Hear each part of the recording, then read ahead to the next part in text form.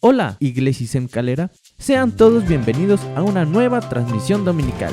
Esperemos que se encuentren bien y activos en su vida devocional. Comenzamos recordando los anuncios semanales, clases virtuales correspondientes a cada grupo, preguntar los horarios y plataformas en las que se realizan, ofrendas y diezmos entregarlos a la hermana Elizabeth Ocaña. También pueden mandarle un mensaje y ella pasará a su casa. Sigamos apoyando a nuestros misioneros. Miércoles de oración a las 7 p.m. en vivo por YouTube. Compartan los videos en sus redes sociales y con sus amigos. Pon tu celular en silencio para escuchar lo que hoy Dios tiene hacia cada uno de nosotros. ¿Estás listo? Ahora pongamos nuestros oídos, corazón y mente a disposición de la palabra de Dios.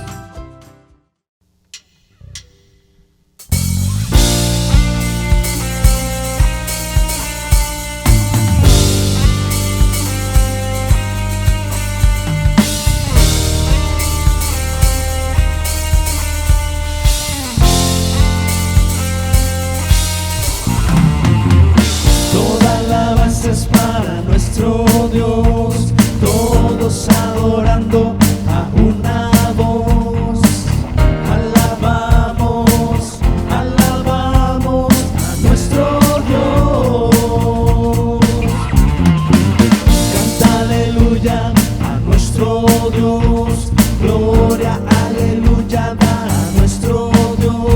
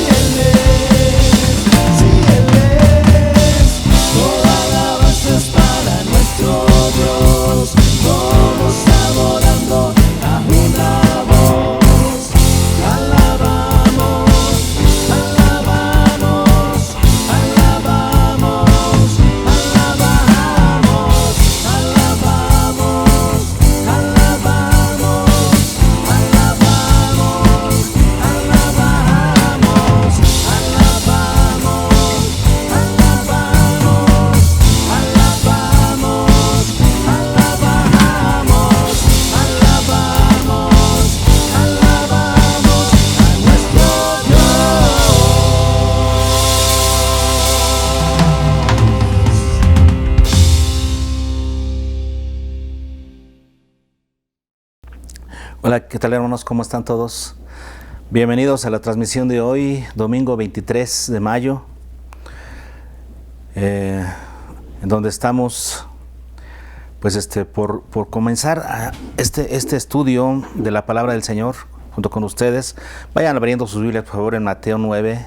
Vamos a estudiar hoy un poquito de Mateo 9 y 10, hablando acerca de los obreros de la mies del Señor, porque todos somos obreros del Señor, somos obreros de la mies del Señor. Así es que si abren sus Biblias en Mateo 9, comenzando desde el versículo 35, vamos a leer juntos la palabra del Señor, que nos dice así: Recorría Jesús todas las ciudades y aldeas, enseñando en las sinagogas de ellos y predicando el evangelio del reino y sanando toda enfermedad y toda dolencia en el pueblo. Entonces dice aquí que el Señor recorría todas las ciudades y aldeas. Era parte de su misión, ¿no? Ir a todas las ciudades y aldeas, y lo que hacía siempre era pues predicar, enseñar y sanar las dolencias del pueblo. Pero aquí nos dice algo más que sucedió en esta ocasión. Dice que al ver las multitudes, nuestro Señor tuvo compasión de ellas, porque estaban desamparadas y dispersas como ovejas que no tienen pastor. El Señor vio a todas en las ciudades y aldeas y veía a la gente y tuvo compasión de la gente, porque los veía como ovejas dispersas, desamparadas. Entonces, por esa razón, al ver a las personas en esa condición, el Señor Jesús expresó estas palabras a sus discípulos. En este caso, pues a su iglesia, a nosotros, a su pueblo. Y vean lo que el Señor le dice a sus discípulos: a la verdad, la mies es mucha, mas los obreros pocos. Claro, en este momento diríamos, y bueno, siempre en la obra de Dios, siempre en el pueblo de Dios, han habido pocas personas dedicadas al servicio de Dios, y la gran mayoría pues no lo está.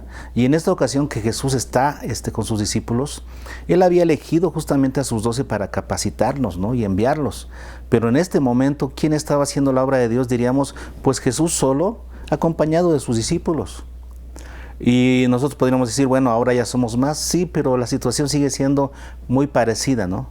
La mies sigue siendo mucha y los obreros siguen siendo pocos. Cuando hablamos aquí de la mies, ¿a qué nos referimos? La palabra mies se refiere a un campo que está listo para ser segado. Eso significa mies. Es un campo que ya está listo para ser segado.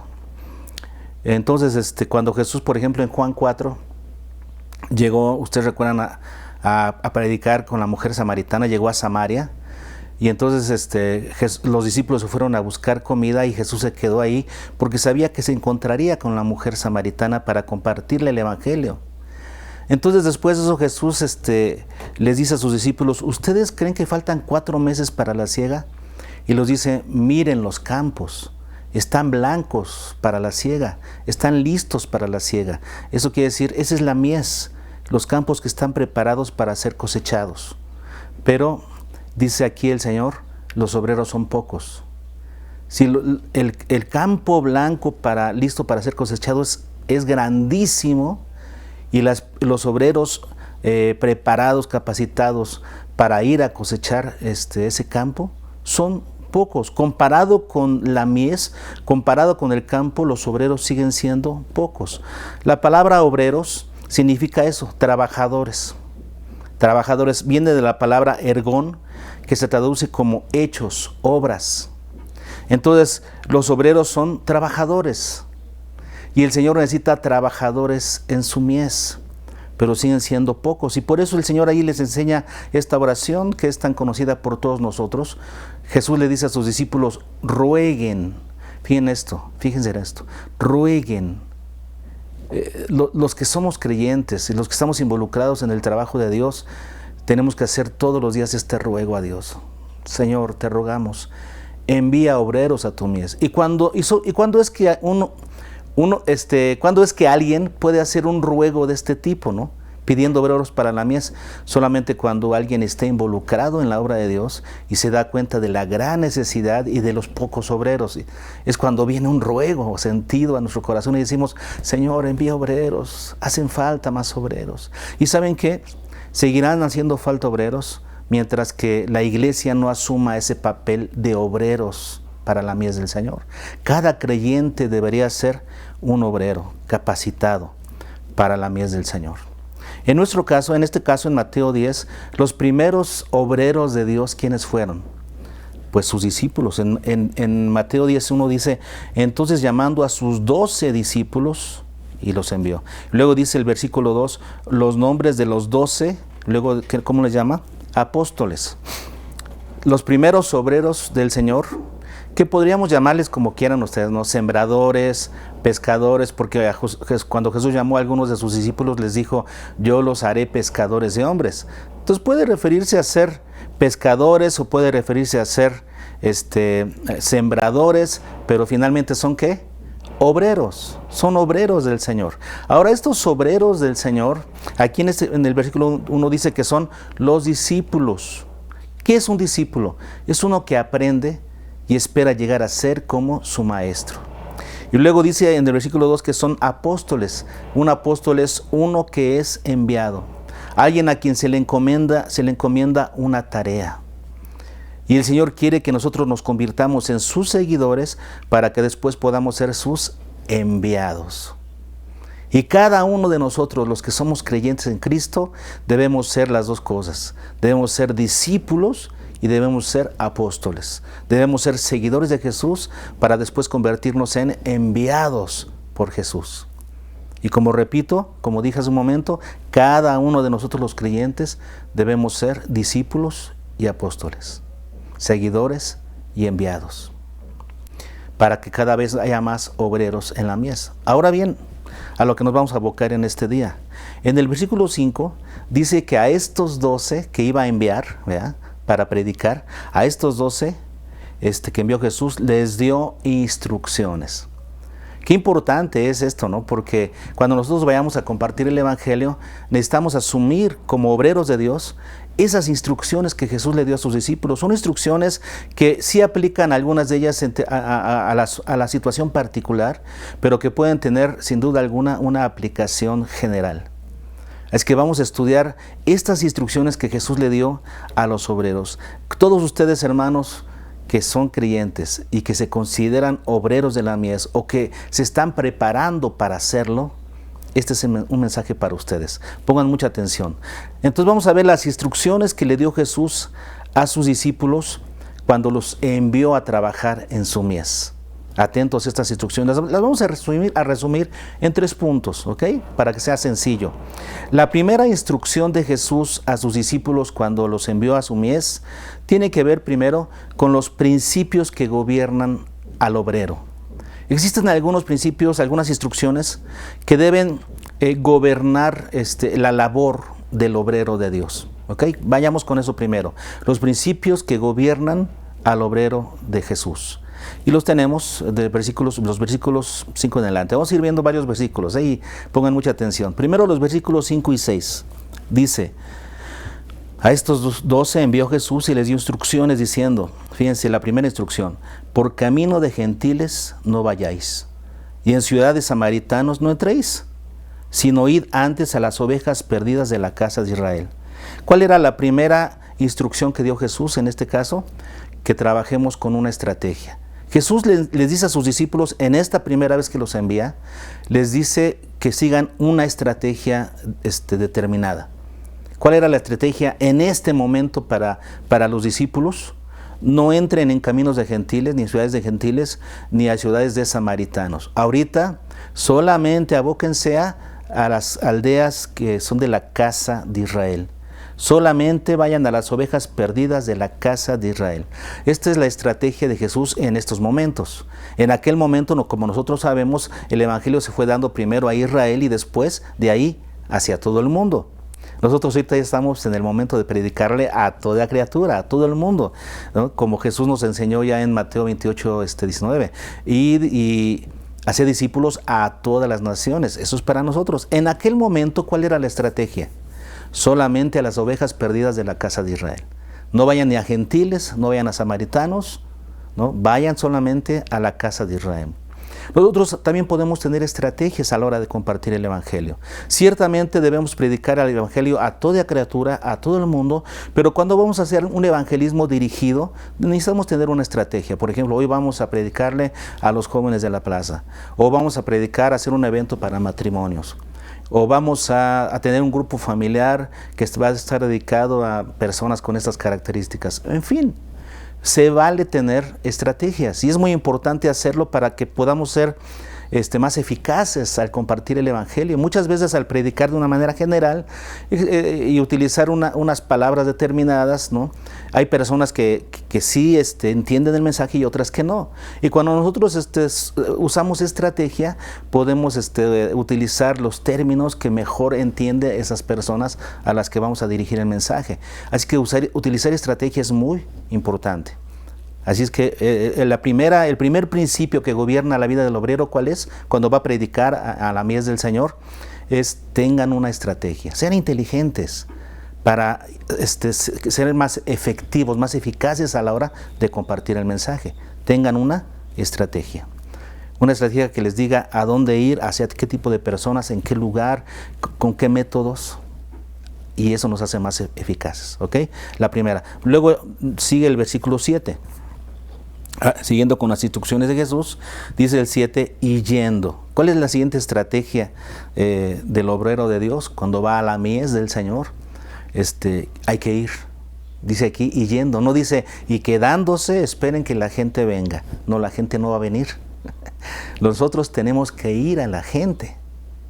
La gente nunca va a venir. A veces pensamos que la gente por ver nuestro buen testimonio se va a acercar. A veces sucede. Pero la gran mayoría de las veces lo que tendremos que hacer es acercarnos nosotros y claro, con nuestro buen testimonio impactar la vida de las personas. Pero tenemos que ir, dijo Jesús, y yendo. Luego, ¿qué más tenemos que hacer? Versículo 7. Y yendo, predicad. El método por excelencia sigue siendo y siempre seguirá siendo la predicación del Evangelio. La palabra predicar significa proclamar. La proclamación del Evangelio. Tenemos que prepararnos para proclamar de una manera certera el Evangelio. Para eso hemos tomado cursos, conocemos del curso 1, sabemos las maneras, tenemos que seguirnos capacitando para ser muy certeros a la hora de predicar, de proclamar el mensaje. Pero la predicación sigue siendo el sistema por excelencia para predicar el mensaje. ¿Por qué? Porque es una situación confrontativa. A veces 1 a 1, a veces 1 hacia 3, 4, 5 personas, y entonces sucede que al predicarles los confrontas directamente con las verdades del Evangelio. Eso es más efectivo que si lo leen, que si lo escuchan en internet. Siempre la confrontación directa con la predicación es lo mejor. Así es que el método por excelencia siempre seguirá siendo la predicación del Evangelio. Y luego sigue diciendo el versículo 7, y predicar, yendo a predicar, el reino de los cielos se ha acercado. O sea, hay que cuidar el tema central de la predicación. En este caso Jesús les dijo que el tema de su predicación tenía que ser el reino de los cielos se ha acercado. El reino de los cielos se ha acercado. ¿Por qué ese es el tema para los judíos? ¿Por qué ese fue el tema para los judíos? Lo predicó Juan el Bautista, y luego lo predicó Jesús. El reino de los cielos se ha acercado. Ese fue el tema de su predicación. Porque los judíos esperaban el reino de Dios a través del Mesías. Ellos esperaban que el Mesías, el ungido de Dios, el Cristo, viniera, ¿verdad?, y reinara a los judíos y desde Jerusalén al mundo entero. Entonces ellos esperaban a un Mesías gobernador, al reino del Mesías. Entonces cuando Jesús vino, la predicación era, ese Mesías que ustedes esperan, ese ungido de Dios que ustedes esperan, soy yo, aquí está, el reino de los cielos se ha acercado.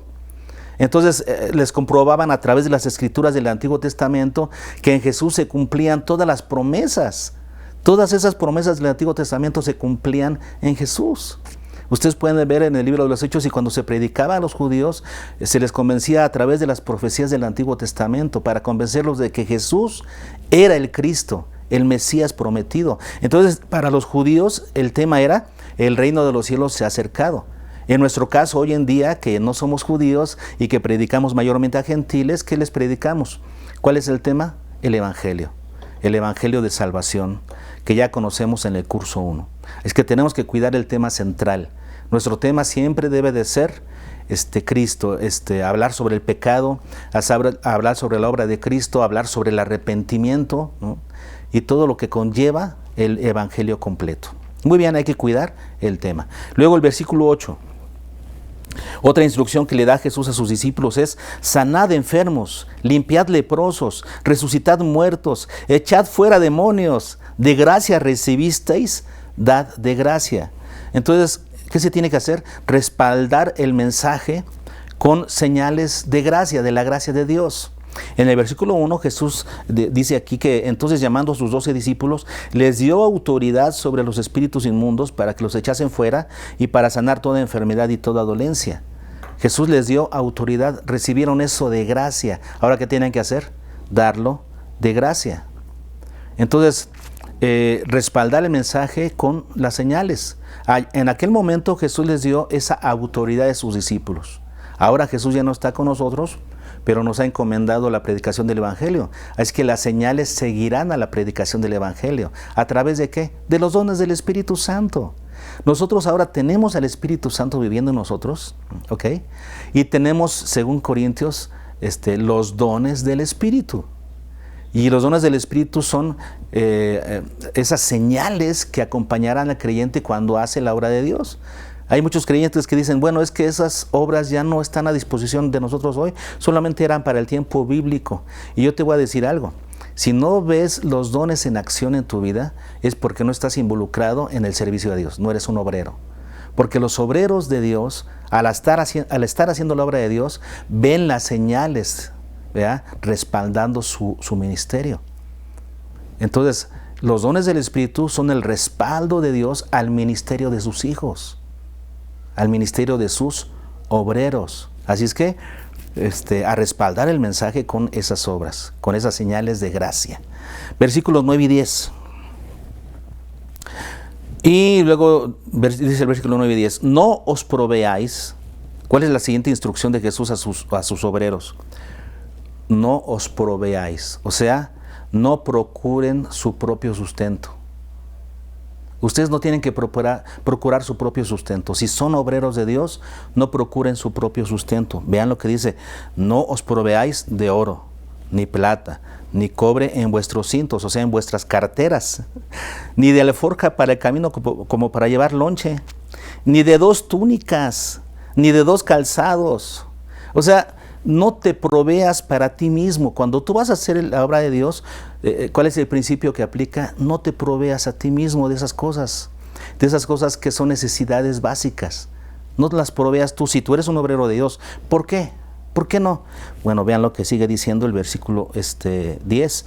Porque el obrero es digno de su alimento. En otras palabras, tú no debes de proveerte esas cosas para ti mismo, porque en todo caso eso es responsabilidad de los que reciben el beneficio espiritual de tu ministerio. De ellos será responsabilidad darte el sustento. Lo que tú necesites para tu vida vendrá de parte de aquellas personas que se benefician con tu trabajo, con tu ministerio.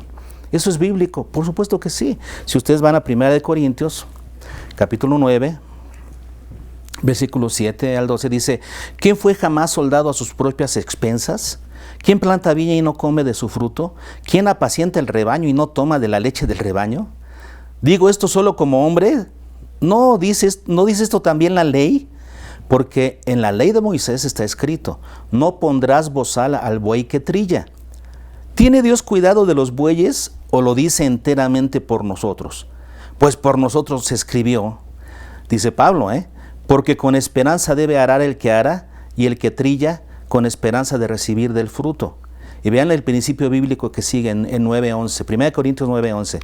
Si nosotros sembramos entre vosotros lo espiritual, ¿es gran cosa si segaremos de vosotros lo material? ¿Cuál es el principio bíblico?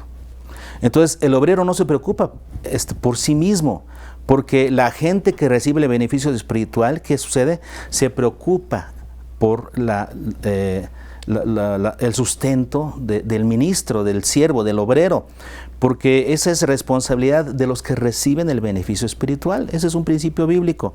En 1 Timoteo 5:17, pues dice algo pues similar. 5:17 dice: los ancianos que gobiernan bien sean tenidos de dignos de doble honor.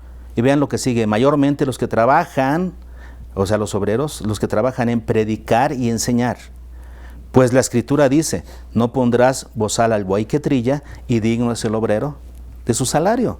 Y el apóstol Pablo en Filipenses 4 le dice a la iglesia de Filipenses a la que le está escribiendo, porque la habían enviado para su sustento hasta donde él estaba, en Tesalónica, y dice: en gran manera me gocé en el Señor de que ya al fin habéis revivido vuestro cuidado de mí, de lo cual también estabais solícitos, pero os faltaba oportunidad. Y luego dice el 16: pues a una Tesalónica me enviasteis una y otra vez para mis necesidades. Es responsabilidad de la iglesia, era responsabilidad de la iglesia de Filipenses, de Filipos, ayudar a las necesidades de Pablo. ¿Por qué? Porque Pablo fue el ministro que los llevó a Cristo, ¿no? El que fundó la iglesia, era su obrero, diríamos. Entonces, por eso la instrucción de Jesús: no os proveáis. ¿Por qué? Porque el obrero es digno de su salario. Bueno, ese es el principio bíblico. ¿Qué más? Versículos 11 al 15. Otra instrucción más de Jesús para los obreros. Mas en cualquier ciudad o aldea donde entréis, informaos quién en ella sea digno y posad allí hasta que salgáis. Y al entrar en la casa, saludadla. Si la casa fuere digna, vuestra paz vendrá sobre ella, sobre la casa. Mas si no fuere digna, vuestra paz se volverá a vosotros. Y si alguno no os recibiere ni oyere vuestras palabras, salid de esa casa o ciudad y sacudid el polvo de vuestros pies. De cierto os digo que en el día del juicio será más tolerable el castigo para la tierra de Sodoma y Gomorra que para aquella ciudad. ¿Cuál es la instrucción para sus discípulos aquí? Que muestren una actitud digna, porque son embajadores de Cristo. Que muestren una actitud digna. No quiere decir ser soberbios o orgullosos, pero son embajadores del Evangelio. Dice: busquen una casa digna para que posen en ella. Dejen la paz que ustedes traen en esa casa. Y luego lo que sigue es tremendo. Dice: no insistan. Si la gente no es digna del Evangelio, sacúdense los pies de ese lugar y váyanse. No insistan. ¿Cuál es el principio aquí? ¿Para qué insistir a gente que no quiere? Mejor vete a personas que necesitan. Hay muchas personas que necesitan el Evangelio como para que estés ahí sobre una persona que no quiere. Y sobre todo, además, en este contexto del evangelismo misionero, en donde vas a hacer una obra a un lugar y no tienes que estar perdiendo tanto tiempo con alguien, ¿no? Ahora, en el contexto del evangelismo, en tu círculo relacional, pues tienes más tiempo para compartir con las personas. Pero aquí no. Aquí era un evangelismo misionero. Era ir, compartir e irse. Entonces, ¿para qué perder tiempo con alguien que no quiere? No, ve con otras personas. Hay muchas personas más que necesitan escuchar. Esa es la instrucción de Jesús. Así que aquí tenemos los principios que gobiernan al obrero. Tenemos que aprenderlos, ¿no? Trabajar con una estrategia. Ir a la gente, no esperar que ellos vengan, ir a la gente. El método por excelencia, la predicación, la proclamación del Evangelio. Cuidar el tema central, que siempre prediquemos lo que es el Evangelio puro. Respaldar el mensaje con las señales de gracia que el Señor hará que nos acompañen siempre que prediquemos el Evangelio. No procurar nuestro propio sustento, porque eso será responsabilidad de los que reciben el beneficio. Y mostrar una actitud digna de embajador. Somos embajadores del reino de los cielos. Así es que dentro del evangelismo, como en cualquier otra área, el control de calidad en el proceso garantizará los buenos resultados. Por eso Jesús nos da instrucciones que debemos de seguir cuando estamos haciendo la labor de obreros en la mies del Señor. Si cuidamos las formas, el resultado será el correcto. ¿Ok? Muy bien, eso fue el primer punto, la primera instrucción que tiene que ver con los principios que gobiernan al obrero. Ahora veamos la segunda instrucción de Jesús a sus discípulos cuando los envió a su mies, al campo para ser segado. Y tiene que ver con los peligros que enfrenta el obrero. Siempre van a haber peligros, de mayor dimensión o de menor dimensión, pero siempre hay peligros cuando se hace la obra del Señor. Así es que, ¿cuáles son los peligros que enfrenta el obrero? Vamos a verlos. El Señor Jesús dijo primero, en el versículo 16, he aquí, yo os envío como a ovejas en medio de lobos. Bueno, ya está ahí. Con esa ilustración que pone Jesús, con ese tipo, con esa comparación, el Señor está ilustrando el gran peligro que presume esta actividad divina de la predicación del Evangelio. Siempre que tú prediques el Evangelio como obrero del Señor, estás sujeto a este tipo de peligros, ¿sí? Porque el Señor te está enviando como a oveja en medio de lobos. Fíjense, ni siquiera es decir, poner un lobo en medio de las ovejas, que ya eso en sí sería peligrosísimo. Que haya un lobo en medio de un rebaño de ovejas es peligrosísimo. Ahora imagínense a una oveja en medio de lobos. Bueno, así lo ilustró Jesús. Así es la situación de peligro que vive el obrero constantemente. ¿Por qué? Bueno, ¿cuál es la situación de peligro? Vamos a aprenderlo en el versículo 17. Dice, guardaos. ¿Por qué el Señor tiene que decirnos que nos guardemos? ¿Cuál es esa situación de peligro que vive el obrero? Que tiene que decirle el Señor, guardaos de los hombres. O sea, ten cuidado de las personas que te rodean, pueden ser lobos. Guardaos de los hombres. Y vean por qué. ¿Cuál es esa razón de peligro que existe? Dice, porque os entregarán. Vean el versículo 17, os entregarán. El versículo 19, mas cuando os entreguen. Versículo 21, el hermano entregará a muerte al hermano, ¿no? O sea, es una situación de constante peligro, te van a entregar. En el 18 también, sí. Y aún ante gobernadores y reyes seréis llevados, o sea, entregados. En estos 4 versículos se nos habla acerca de esta misma situación. ¿Por qué tenemos que guardarnos de los hombres? Porque nos entregarán a concilios, a sinagogas, ante gobernadores, dijo Jesús, para dar testimonio de mí ante esas personas, aún a peligros de muerte. Es que seremos entregados. Esa es la razón de guardarnos, porque vamos a ser entregados. ¿Qué más? Versículo 22. Dice 22, y seréis aborrecidos. Seremos entregados. ¿Seremos aborrecidos de quiénes? Pues aquí el 22 dice, seréis aborrecidos de todos por causa de mi nombre. De todos. Todo el mundo los aborrecerá. Yo digo siempre, ¿no? Que si todo el mundo nos ama, es porque no estamos siendo buenos obreros, no estamos haciendo el trabajo que se espera de nosotros.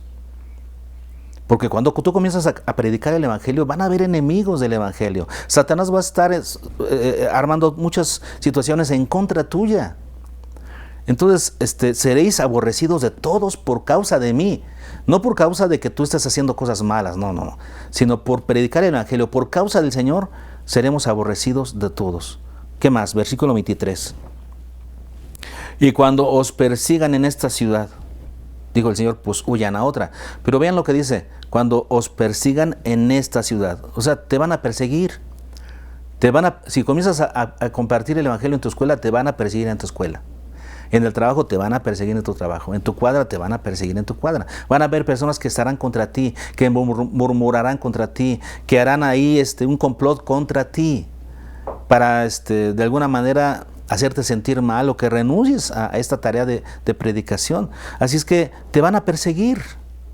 Así que fíjate, te entregarán, serás aborrecido, te perseguirán. ¿Qué más? Versículo 36. Dice el 36. Y los enemigos del hombre serán los de su casa. O sea, tendrás enemigos. ¿Y en dónde estarán tus enemigos principalmente? En tu casa. Jesús dijo, yo no he venido a traer unión. Yo he venido a traer disensión entre los padres y los hijos y los padres, entre esposos, porque cuando Jesús llega a una casa, entonces mientras los demás no se conviertan, ¿verdad?, van a ser sus enemigos principales de la persona que ya creyó. Los enemigos del hombre serán los de su casa. Entonces, dijo Jesús, he aquí yo os envío como ovejas en medio de lobos. Y aquí está. Estos hombres, estos lobos, te entregarán, te aborrecerán, te perseguirán y serán tus enemigos. Es lo que dijo Jesús. Ahora, ¿cuál es la razón, una razón para estos padecimientos? ¿Por qué esos padecimientos tienen que venir al siervo de Dios? Pues, si Dios es Dios, ¿por qué no cuida a sus siervos para que no pasen por nada de eso? Que hayan gracias delante de todos, que todo les vaya bien, que todas las puertas estén abiertas, que todos los recursos vengan así de facilito. ¿Por qué si Dios es Dios no hace que las cosas sean fáciles cuando se predica el Evangelio? Debería ser fácil, ¿no? Te voy a dar una razón por la que no es así. Ve lo que dice el versículo 24 y 25. El discípulo no es más que su maestro, ni el siervo más que su señor. Bástale al discípulo ser como su maestro y al siervo como su señor. ¿Quién es nuestro maestro y señor? Jesús. Y dice, si al padre de familia llamaron Belcebú, ¿cuánto más a los de su casa? Si se lo hicieron a Jesús, si Jesús fue perseguido, injustamente apresado y injustamente muerto, ¿qué nos puede esperar a nosotros? Por eso el apóstol Pablo decía que él estaba completando los padecimientos de Cristo. Cuando él estaba predicando el evangelio y era odiado y era golpeado y era tenía un sinfín de problemas por causa del evangelio, él decía que estaba cumpliendo los padecimientos de Cristo y para él era un privilegio. Así que, hermanos, ¿cuál es la razón de esos padecimientos? Bueno, porque si se lo hicieron a nuestro Padre, Maestro y Señor, si a él lo llamaron Belcebú, pues cuánto más a los que somos hijos, discípulos y siervos. ¿Suena lógico? Entonces, ¿qué actitud debemos tener los obreros ante estos peligros que existen, que vienen, que vendrán, como ya dije, en menor o en mayor grado, pero vendrán? ¿Cuáles son, entonces, cuál es la actitud que los obreros debemos tener ante estos peligros? Bueno, cuando Jesús dijo que el Señor nos iba a enviar como ovejas en medio de lobos, también dijo, sean pues prudentes como serpientes y sencillos como palomas, en el versículo 16. Prudentes como serpientes, sencillos como palomas. Así es que, ¿cuál es la actitud que debemos de tener? Prudencia y sencillez. La palabra prudente es la palabra frónimos, que significa juicioso, sagaz, listo, ¿ok? Con entendimiento, para no caer en las trampas, en trampas que pueden ser evitables. Hay cosas que debes evitar, ¿no? Por ejemplo, el apóstol Pablo en una ocasión fue sacado de una ciudad en un canasto. Se las idearon y dijeron, las puertas están custodiadas, en las calles lo están buscando a Pablo para matarlo, por causa de la predicación del evangelio. Eso fue en la ciudad de Damasco. ¿Y qué hicieron? Lo descolgaron por una ventana que daba hacia la muralla y lo descargaron ahí en un canasto y se pudo huir. Fueron sagaces. Hay que ser prudentes. Pablo no fue imprudente al decir, pudo haber dicho, no, Dios está conmigo y entonces voy a salir a las calles. No, fue prudente. Entonces, prudentes para no caer en las trampas que pueden ser evitables. Prudentes como, ¿qué dijo Jesús? Como serpientes, sagaces, juiciosos, con entendimiento, porque tienes enemigos. Y luego también dijo sencillos, que es la palabra akeraios, que significa, esta palabra es interesante, ¿no? Porque sencillez, uno podría pensar que es pues ser humilde, ¿no? Pero no, la palabra sencillez, esta palabra que se traduce como sencillez, que es la palabra griega akeraios, significa sin mezcla de materiales extraños, o sea, puro, sin doblez, sincero. Eso quiere decir alguien que verdaderamente es creyente y que se diferencia de los demás, que sabe diferenciar claramente, se sabe diferenciar a sí mismo ante las cosas malas de la vida. Entonces la gente sabe que tú eres un verdadero creyente. ¿Eso te puede traer problemas a final de cuentas? Pues sí, pero muestra tu pureza, como la sencillez de las palomas, dijo Jesús, sencillos como palomas. Tú muestras realmente quién eres. Eres puro como Cristo. Y esas son las actitudes que Jesús nos enseñó que deberíamos de tener ante el peligro. Ser prudente y sencillo. ¿Qué más debemos hacer ante este peligro en el que estamos? Bueno, vean ustedes lo que dice el versículo 16. Bueno, vamos a leer el versículo 26 primero. Dice, así que no los temáis. ¿Qué actitud debemos de tener? A pesar de los peligros, a pesar de que vas a tener gente que te aborrece, que te persiga, que te va a entregar, enemigos que te rodean, a pesar de todo eso, ¿cuál es la instrucción de Jesús? No temas. Y lo dice, vean, en el 26, y lo dice en el 28, no temáis, y lo dice en el 31, así que no temáis. 3 veces en este párrafo Jesús dice, no temáis a ellos, no los temas a ellos. Primero, ¿por qué la razón de no temer? Primero, según el versículo 16, porque aunque a pesar de que estamos en un ambiente peligroso, como ovejas en medio de lobos, dice aquí el versículo 16, he aquí yo os envío. Si el Señor nos ha enviado, entonces quiere decir que Él va a tener cuidado de nosotros. Por eso es la primera razón de no temer, es porque el Señor es el que nos ha enviado. Si tú vas a un lugar donde Dios no te ha enviado, entonces sí debes de tener miedo, ¿eh? Pero si el Señor te ha enviado, no debes tener miedo. ¿Cuál es otra razón de no temer? Versículo 28, porque ellos no pueden matar el alma. Dice el versículo 28, no temáis a los que matan el cuerpo, mas el alma no pueden matar. Temed más bien a aquel que puede destruir el alma y el cuerpo en el infierno. ¿Y quién es el que puede destruir el alma y el cuerpo en el infierno? Dios. No Satanás, ¿verdad? Dios. ¿A quién hay que tenerle temor? A Dios, no a los que matan el cuerpo. Así es que esa es otra razón de no temer, porque ellos no pueden hacerle nada de daño a tu alma. Y es lo más importante, porque tu alma es eterna, ¿ok? ¿Qué más? Versículo 30. ¿Por qué no debemos tener temor según las palabras de Jesús? Dice, versículo 30, pues aún vuestros cabellos están todos contados. Todos tus cabellos están contados. ¿Qué significa esto? El Señor tiene cuidado de ti, de cada aspecto de tu vida, de cada segundo de tu vida, de cada milésima de segundo de tu vida. Dios tiene perfecto cuidado. Él no pestañea y, ay, ya se me fue, ay, ¿qué pasó? No. El Señor tiene cuidado de cada aspecto ínfimo de tu vida. Por eso no debes de temer. ¿Qué más? Bueno, porque vales más que muchos pajarillos. Y vean lo que dice el versículo 31. Así que no temáis, más valéis vosotros que muchos pajarillos. Y el 29 dice, no se venden 2 pajarillos por un cuarto, con todo, ni uno de ellos cae a tierra sin vuestro Padre. Ninguno de ellos muere, si no es por la voluntad de Dios. Y son pajarillos que valen muy poco, tú vales más que los pajarillos. No temas, confía en el Señor. Es que en medio de esta situación de peligro, el creyente está con valor. Y los verdaderos creyentes que fueron obreros de Dios en cada circunstancia de peligro, ¿qué mostraron? Valor. Tenían temor, sí, pero lo vencieron y siguieron adelante, aún en medio de la situación dificultosa.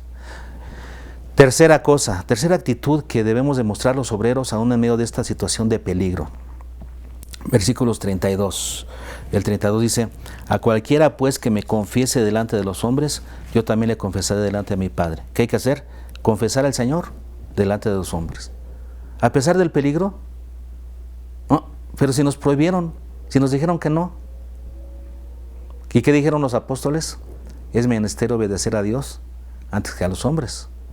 Jesús dijo, el que me confiese delante de los hombres, ¿qué hay que hacer? Confesar a Jesús con valor. Con valor. ¿Qué dice el versículo 27? Lo que os digo en las tinieblas, decidlo en la luz. Y lo que oís al oído, proclamadlo desde las azoteas. Proclámalo. Proclama a Jesús. A final de cuentas, cuando seas llevado ante una situación así de riesgo, por ejemplo, cuando seas presentado ante los gobernadores, ¿cuál fue la promesa de Jesús en los versículos 19 y 20? Dice, mas cuando os entreguen, no os preocupéis por cómo o qué hablaréis, porque en aquella hora os será dado lo que habéis de hablar, porque no sois vosotros lo que habláis, sino el Espíritu de vuestro Padre que habla en vosotros. La promesa de Dios es que el Espíritu Santo hablará por medio de nosotros en esa situación de crisis. Así es que confiesa al Señor con valor, ¿ok? A pesar de la situación de peligro. ¿Y qué más? La última actitud que los obreros de Dios deben tener aún en medio del peligro, ¿cuál es? Versículos 37 al 39. Dice, el que ama a padre o a madre más que a mí, no es digno de mí. El que ama a hijo o a hija más que a mí, no es digno de mí. Y el que no toma su cruz y sigue en pos de mí, no es digno de mí. El que haya su vida, la perderá. Y el que pierde su vida por causa de mí, la hallará. Y vean cómo termina este versículo 39. El que pierde su vida por causa de mí. Eso quiere decir, hay personas que van a perder la vida, que han perdido la vida por causa de Cristo y que seguirán perdiendo la vida por causa de Cristo. Sí. Hay personas que ofrendan su vida por la causa de Jesús. Siempre ha sucedido a lo largo de la historia de la humanidad. Hoy seguirá habiendo y en el futuro ojalá siga habiendo personas que estén dispuestos a dar su vida por Jesús. Ojalá lo siga habiendo. Que no nos acobardemos, sino que estemos dispuestos a ello. Dice Jesús, el que pierda su vida por causa de mí. Es un hecho. Van a haber personas que perderán la vida por causa de Cristo. Para que eso pueda suceder, ¿qué necesitamos? Amar a Dios por encima de otros amores. Aquí el Señor Jesús habla de la familia, de padres, de hijos, de esposa. El que me ama más a mí que a sus hijos, dice, porque el que dice el que ama más a sus hijos, a su familia, más que a mí, no es digno de mí.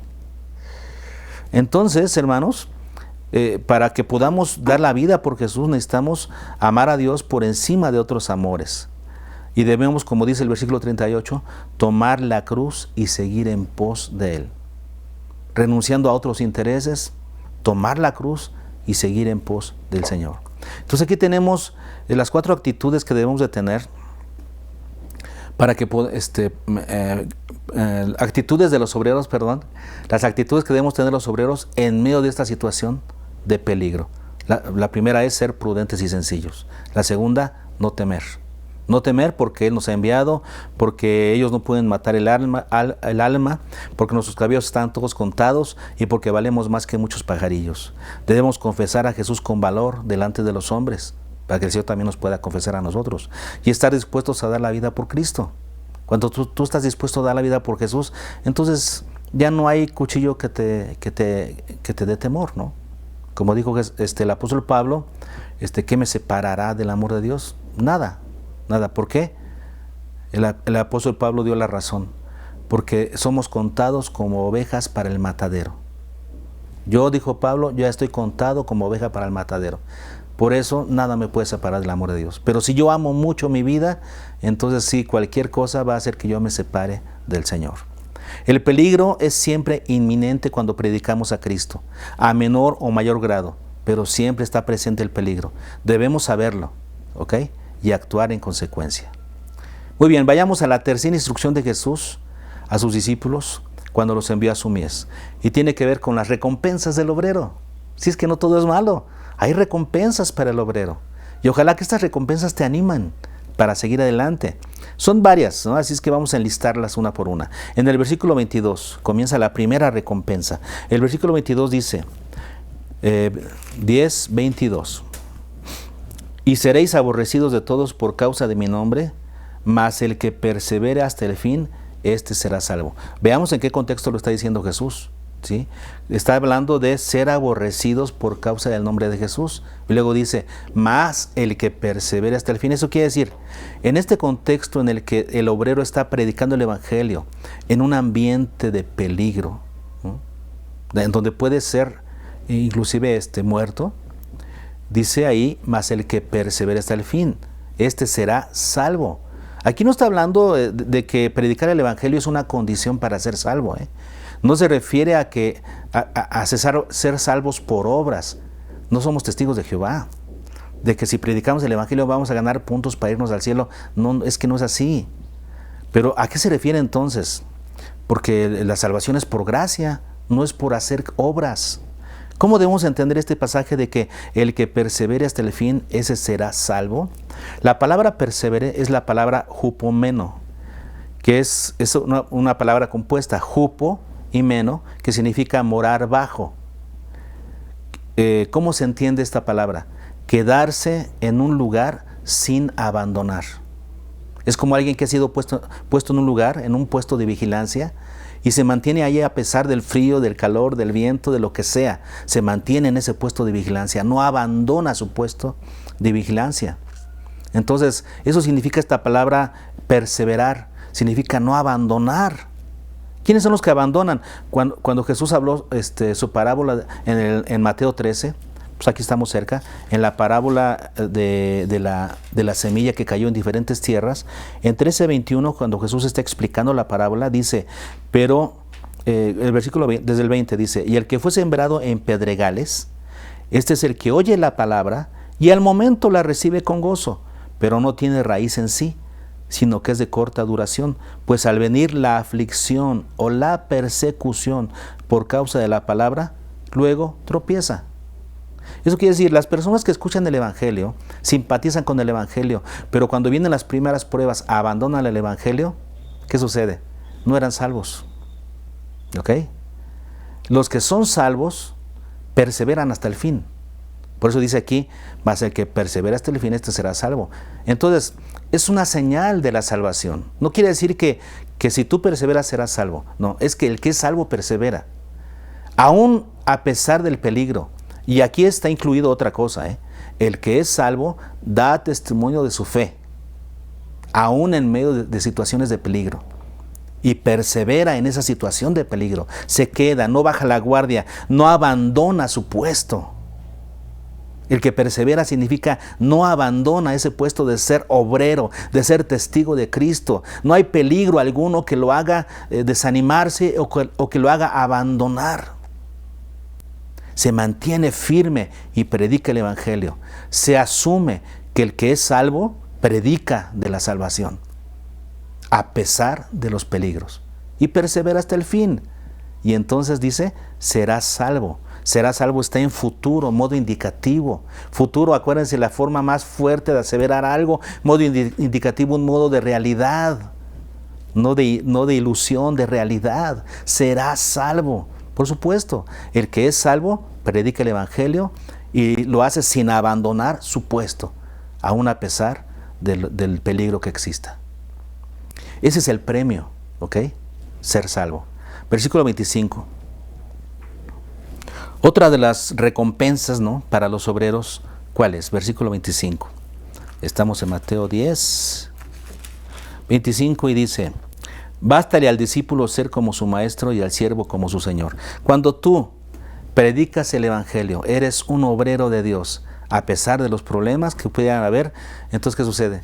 Eres como tu padre. O sea, aquí le dice padre a Jesús. Si al padre de familia le llamaron Belcebú, ¿a quién llamaron Belcebú? A Jesús. Vas a ser como Jesús, vas a ser como tu maestro, vas a ser como tu Señor. ¿Qué mayor recompensa, qué mayor privilegio para el obrero que ser como su maestro, que ser como su Señor?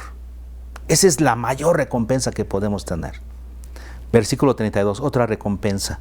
Versículo 32 dice, a cualquiera pues que me confiese delante de los hombres, ¿qué? Yo también le confesaré delante de mi Padre que está en los cielos. ¿Cuál va a ser la recompensa? Que nuestro Señor Jesucristo confesará nuestro nombre, nos confesará cuando estemos delante del Padre.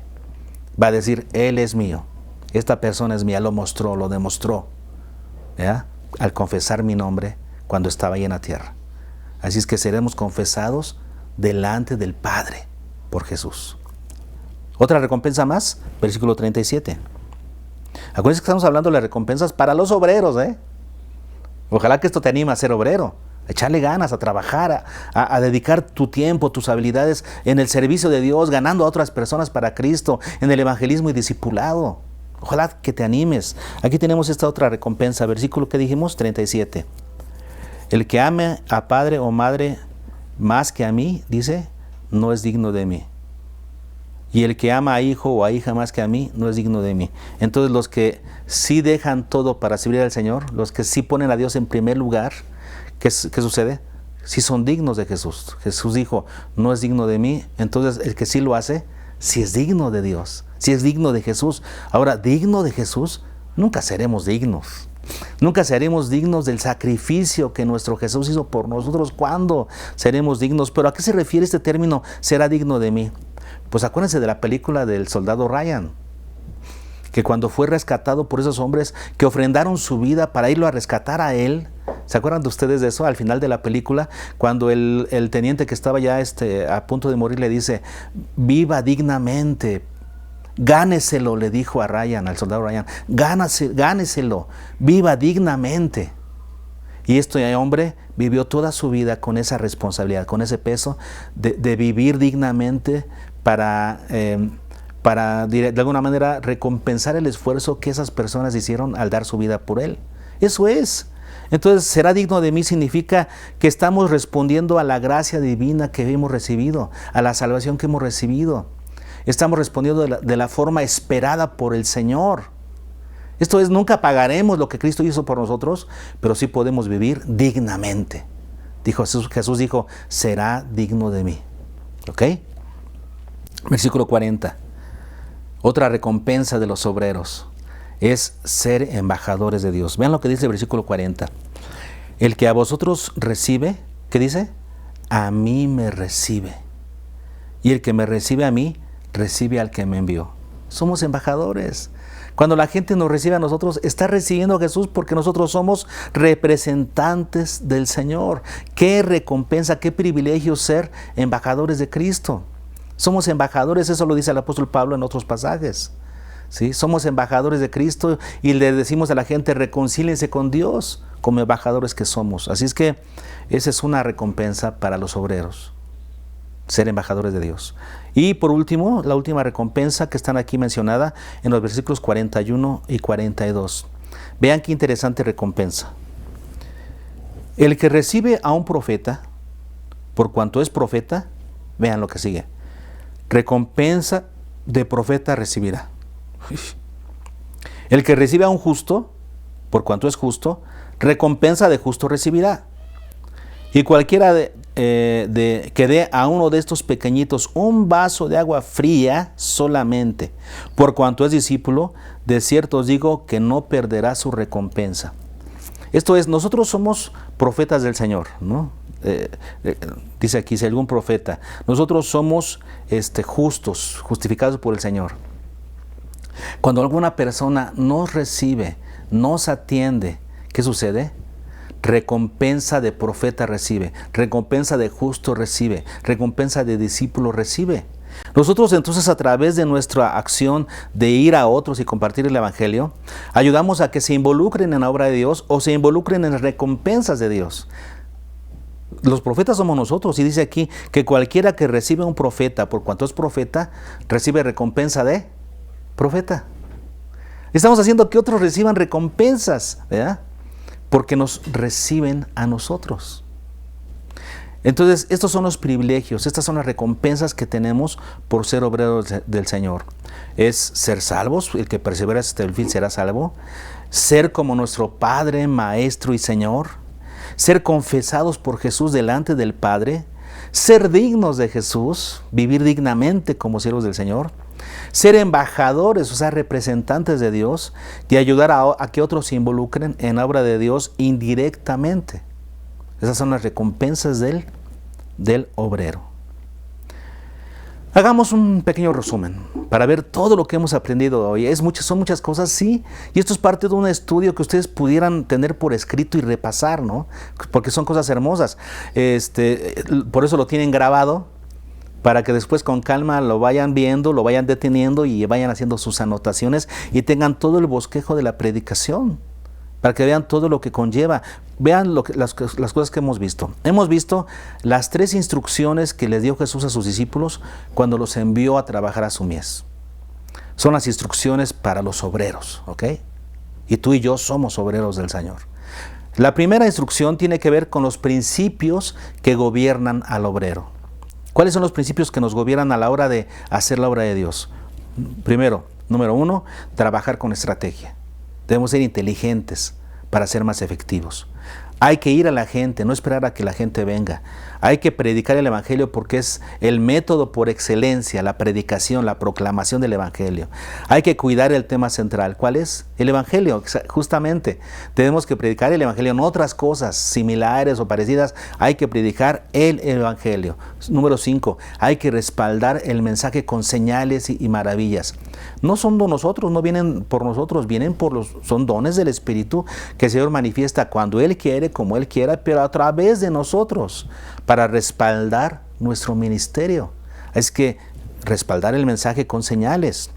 ¿Y qué más? Número 6, no procurar nuestro propio sustento. ¿Sí? Nosotros no nos preocupamos por eso. Yo jamás, desde que acepté el llamado de Dios para servirle, jamás me he preocupado por mi propio sustento. El Señor me ha sustentado. ¿Pero a través de quién? A través de las personas que son beneficiadas por mi ministerio. Así sucede, así es la cosa. Es que no procurar nuestro propio sustento. ¿Y qué más? Por último, mostrar una actitud digna, porque somos embajadores de Cristo. Esas son nuestras instrucciones. Son 7 instrucciones muy buenas. Luego aprendimos los peligros que enfrenta el obrero. Esa es la segunda instrucción, ¿no? Los peligros que enfrenta el obrero. Jesús dijo, yo los envío como a ovejas en medio de lobos. Por eso nos dijo, guárdense de los hombres, porque los perseguirán, los entregarán, serán aborrecidos, serán sus enemigos. ¿Y por qué tanto daño? ¿Por qué tanto dolor? Bueno, porque así persiguieron a Jesús, porque así aborrecieron a Jesús, porque así Jesús se llenó de enemigos cuando hizo su ministerio. Y si eso se lo hicieron a nuestro Señor y Maestro, ¿cuánto más a los que somos sus discípulos y sus siervos? ¿Ok? Ahora, ¿qué actitud debemos de tener en medio de esa situación de peligro? Bueno, debemos ser prudentes y sencillos, pero no debemos temer. Debemos confesar a Jesús y estar dispuestos a dar nuestra vida por Él. Es la situación de los obreros. Y por último vimos las recompensas que obtiene un obrero. ¿Cuáles son? Ser salvo. Porque el que es obrero es salvo. Es una situación paralela, ¿ok? El que es salvo es obrero y el que es obrero es salvo. Ser como tu Padre, Maestro y Señor. No hay mayor privilegio para nosotros que ser como nuestro Señor, como obreros. Si Él vino a trabajar a esta tierra, si Él vino a servir a esta tierra, nosotros somos obreros, somos siervos, ¿ok?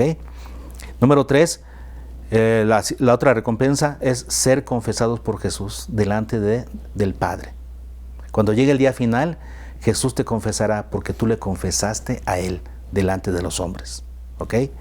Siguiente recompensa, ser dignos de Jesús. Porque viviste dignamente, con responsabilidad ante la gracia recibida. Entonces, ser dignos de Jesús. ¿Qué más? Ser embajadores de Dios, ser su representante en esta tierra. Y por último, ayudar a otros a involucrarse en el reino de Dios. Esas son las recompensas que obtiene el obrero. Y son recompensas que se quedan para la eternidad, porque el Señor no se queda con nada.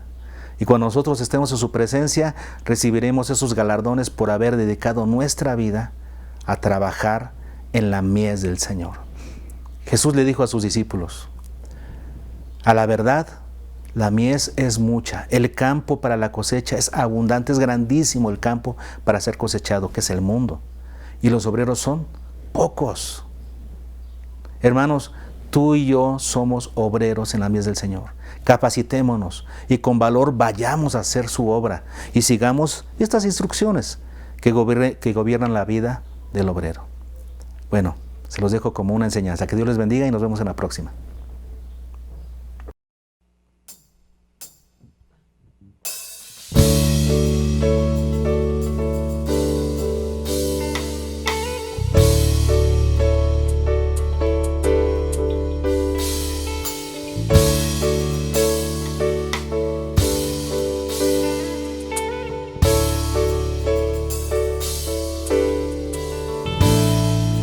Pescador, no me pidas que me quede a descansar. No me hables del calor ni del hogar. No pongas la mesa, que yo soy pescador y el sentido de mi vida está en el mar. No sé nada de la noche en la ciudad. No me interesa, solo entiendo el lenguaje de la luna. Si el vaivén de las olas me acuna, y si hay peces en el mar, que tengo que salir a pescar, esa es mi meta, surcar la noche gris y echar la red a un mar que gime, llora, remar y resistir hasta que salga la luz de la aurora. No tengas compasión, porque esta es mi misión.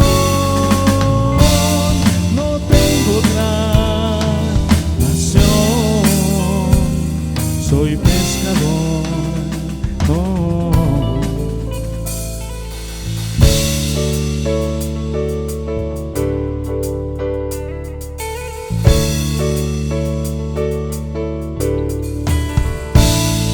Estoy aquí, se me juzga por salir a navegar, por ser terco, temerario y no esperar.